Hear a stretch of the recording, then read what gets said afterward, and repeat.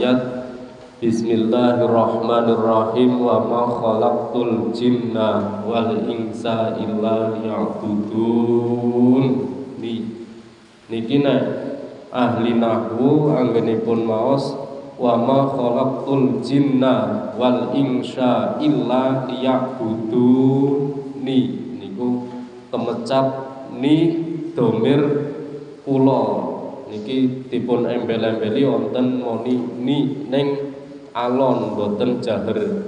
Wa ma khalaqtul jinna wal insa illa liya'budun. Niki wonten monine wonten niku. Niki kersane Mbah Balizen, Mbah Hasan Bisri anggenipun maos ngoten niku. Lah ayat wa ma khalaqtul jinna wal insa illa liya'budun niku artose Gusti Allah niku mboten ndadekake golonganipun bangsa jin lan golonganipun bangsa menungsa kecuali liya'buduni kanggo sujud utawa nyembah dhateng Gusti Allah. Dadi wontenipun bangsa jin, bangsa menungsa dipun dadosake dhateng Gusti Allah niku minangkani drapon utawa supaya sami kersa sujud dhateng Gusti Allah.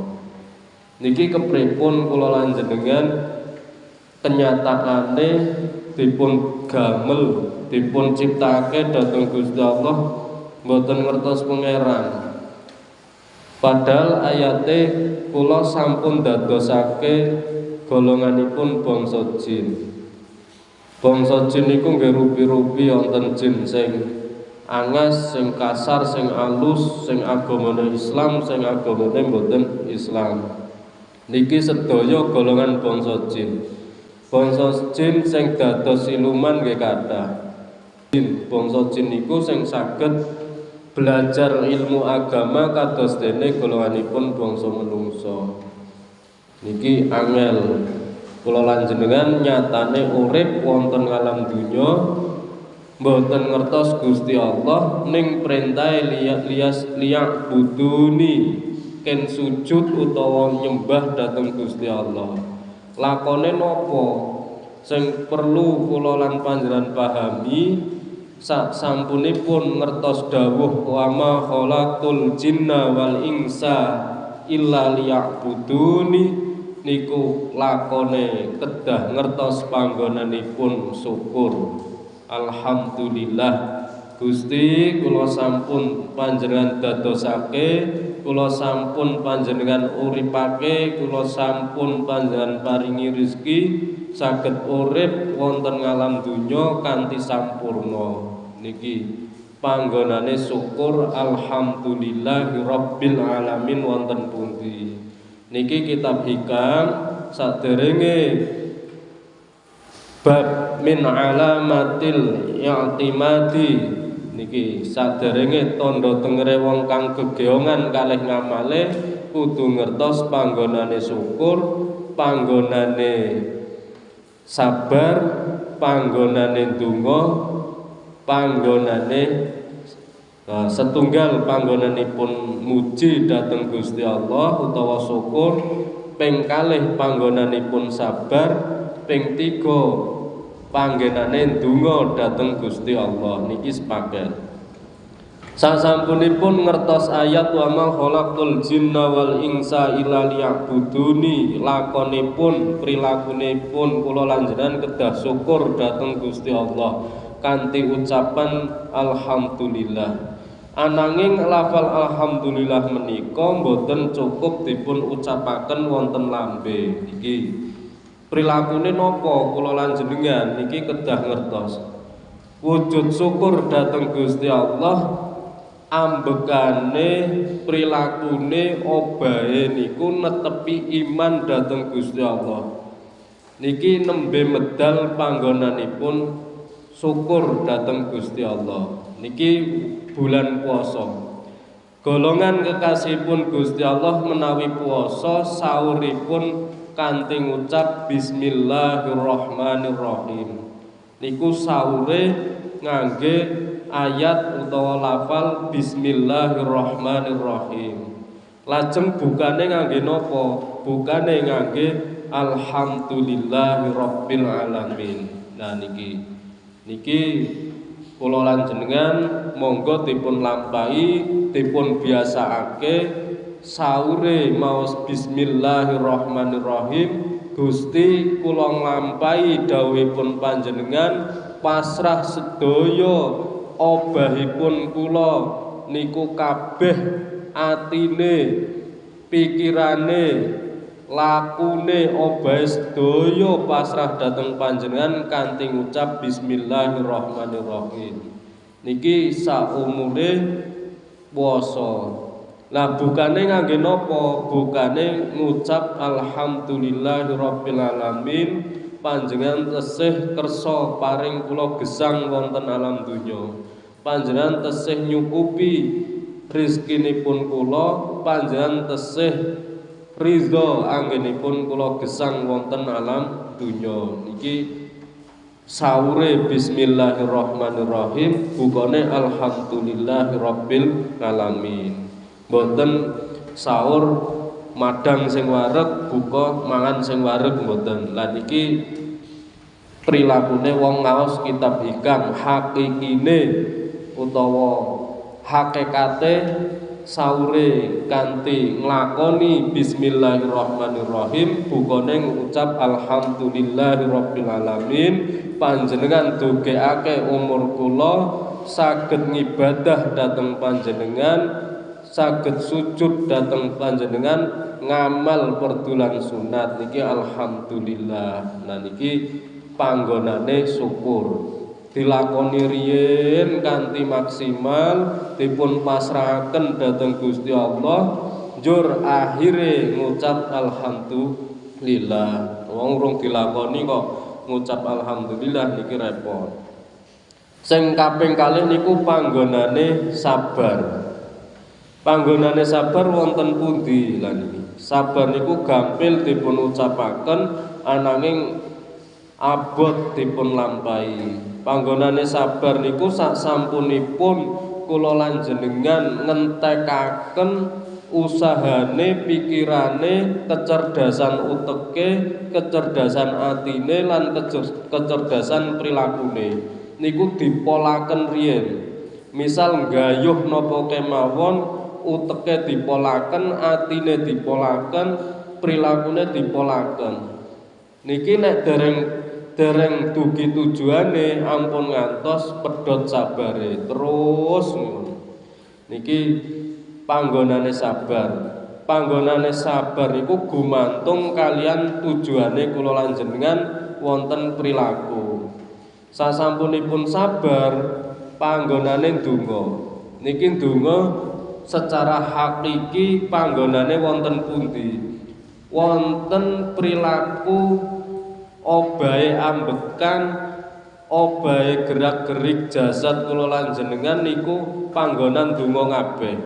Weruh tiyang niku ampun ngantos kemecap sing elek, ampun ngantos kemecap sing boten sae.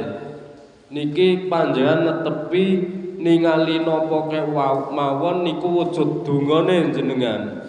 Ampun ngantos atine geser, imane boten gegeongan kalian Gusti Allah, boten senden kalian Gusti Allah. Misal ningali pondok niki, pondok kok boten wonten santrine, niku ampun dipun ucapake, pondoke kok boten wonten santrine, kadane ngoten niki ampun dipun ucapake, niku dados donga niku.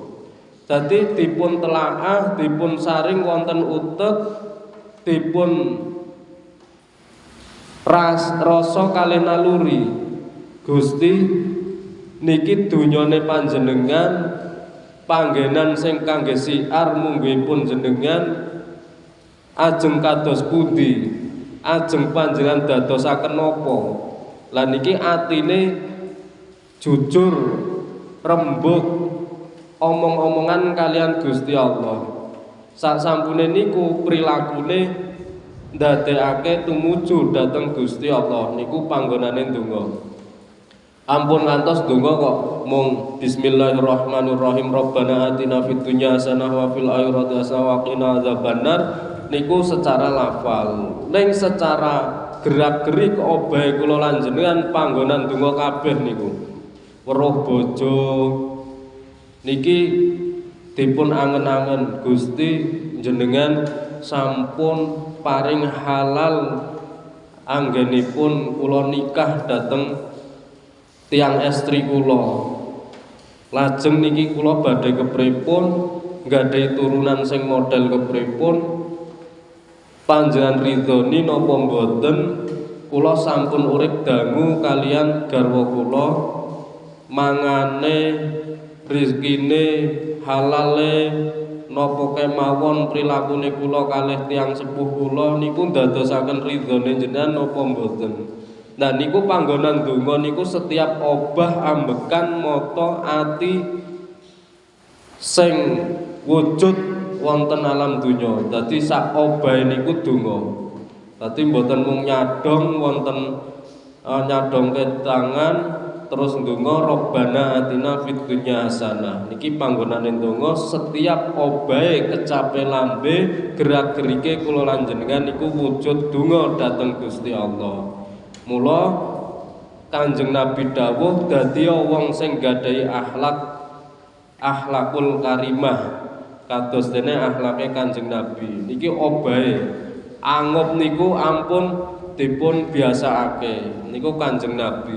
Obahe nopone niku ndadosake donga. Niku panggonan donga. Ampun mung bar salat terus ndonga mboten ning kabeh prilakune wujud donga dhateng Gusti Allah.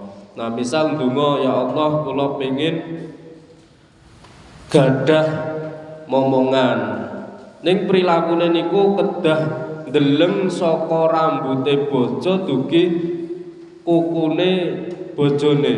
Gusti jenengan dadosaken bojo kula saking ujung jempol dugine ujung rambut niki napa wonten cacate napa mboten kok jenengan dereng kersa paring momongan. Terus niku diteliti kok dereng wonten bibit-bibit gadah turunan. Niki diteliti terus diresapi teng mriku. Dideleng bojone ajeng keadaan head napa mboten niku disawang terus-terusan. Niku panggonane donga. Mboten mung tawasul napa ndonga sasampunipun salat. Ning setiap obah niku senden atine kalian Gusti Allah ndadekake obah niku wujud napa sing dipun karepaken kula lan jenengan. Niki nembe panggonane donga. Lan donga niku wonten kitab hikam kedah ngakoni apese rumiyin.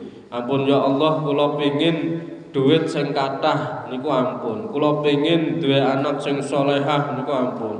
Niki ken ngakoni apese riyen. Ya Allah, ya Hayyu ya Qayyum, ya Allah, kawula sampun dados golonganipun tiyang ingkang apes, tiyang ingkang boten manfaati dhateng keluarga, tiyang ingkang boten gadah napa-napa, tiyang boten saged polah, boten saged obah. Obah kula mung dadosake susahe tiyang sanes, dadosake sambat dhateng tiyang sanes. Amargi mekaten kula mung pengin panjenengan kersa paring ngapura, paring ridho kados dene anggenipun panjenengan ngridhoni para kekasih panjenengan. Niki dipun akoni riyen kabeh. Ya Allah, kula sampun dados tiyang ingkang mboten saged golek donya, mboten saged nyambet damel, ontene mung utang kalih kanca, ontene mung sambat kalih kanca. Amargi mekaten kula mung pengin panjenengan kersa nuduhake dalan rezeki kula.